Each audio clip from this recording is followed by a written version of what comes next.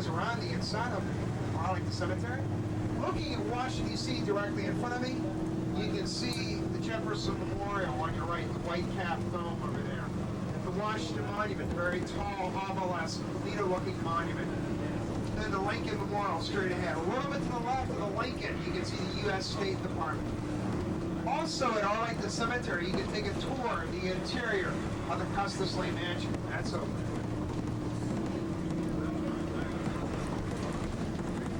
Inside the Lincoln Memorial, you can see a 19-foot-high statue of Abraham Lincoln seated in a chair.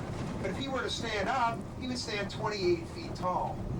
The Lincoln Memorial, you enter it from the front side. There's 58 steps leading up into the inner chamber of the Lincoln Memorial.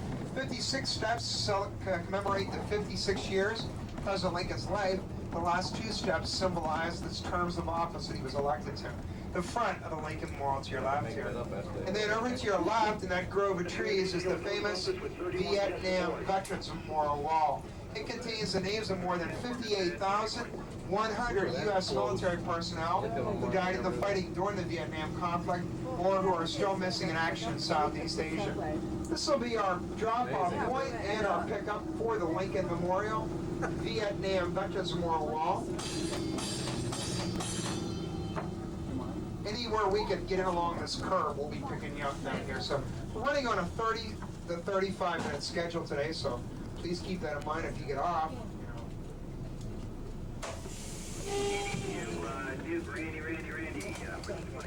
Lincoln Memorial, loading yes. Take care, everybody, and have a good time, okay? Bye-bye. Hey, you bet. Have a good time. Thank you.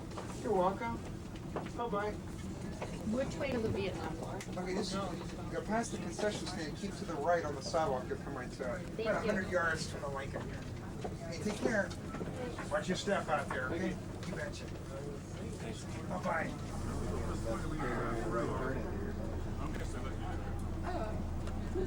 Maybe not. You think it is? Well, we could do that on the way to the airport. Okay, next stop will be at the Holiday Inn Capitol Hill. It'll be your closest stop on the tour route for this.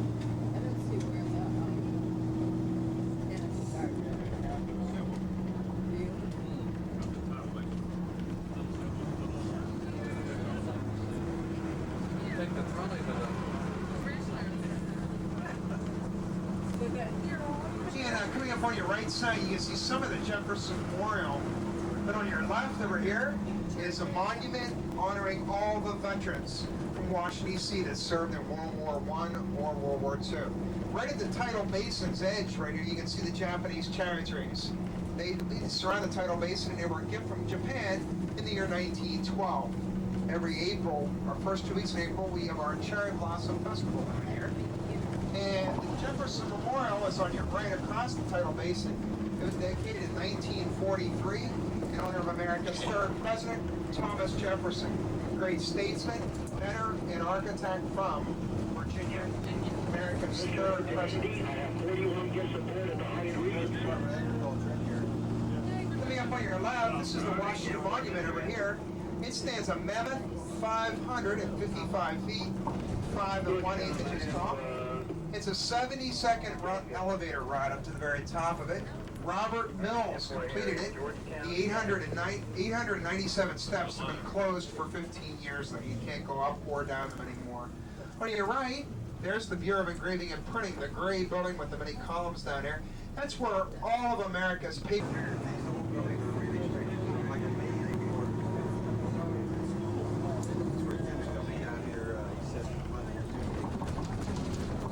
Coming up, this is the United States Department of Agriculture, USDA. On both sides of the street, they have over 55,000 employees throughout America. Many of these folks work as meat inspectors, paper shufflers, county agents, or researchers. The USDA.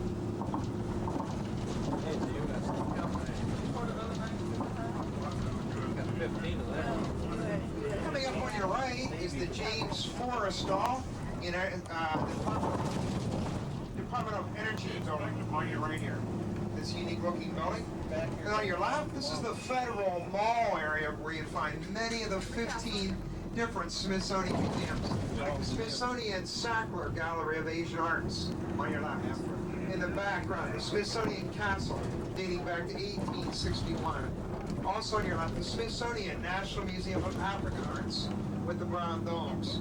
On your left, the Smithsonian Arts and Industries building. They have all kind of unique displays from the 1870s, 1880s, 1890s there, dealing with the American Centennial of 1876, the Victorian age in America. The FAA has their headquarters here, Federal Aviation Administration, and the Department of Transportation on your right. On your left, this is another Smithsonian. It's the Smithsonian Hirshhorn Gallery and Sculpture Garden, featuring modern and abstract arts. Coming up on your right is the NASA's headquarters here in Washington, National Aeronautics and Space Administration. Soleil, a circus based in Montreal, Canada, which will be wrapping up its operations this weekend here in this city, they're telling me. It's been here for 3 weeks now, and it is superb. It's sponsored by AT&T. We are discharging our guests right there at the entranceway on the service road until after this. Coming up on your right, anybody from Minnesota with us today?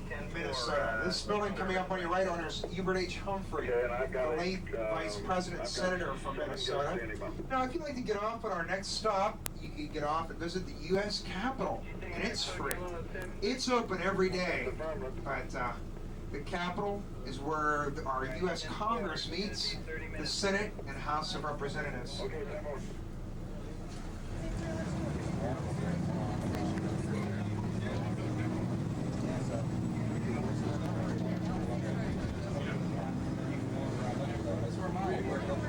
Coming up, this conservatory building, looking on your left-hand side, these are the United States Botanical Gardens, where you can find rare flowers, trees, and plants from around the world.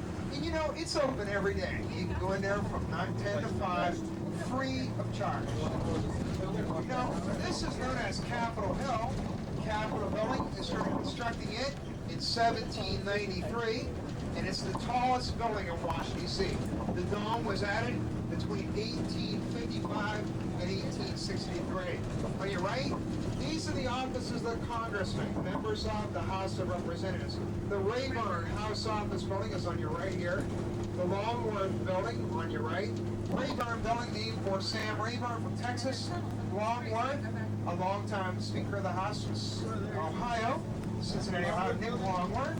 This is the Kennan Office building named for Uncle Joe Kennan from the early 1900s, Speaker of the House of Illinois, Joe Kennan.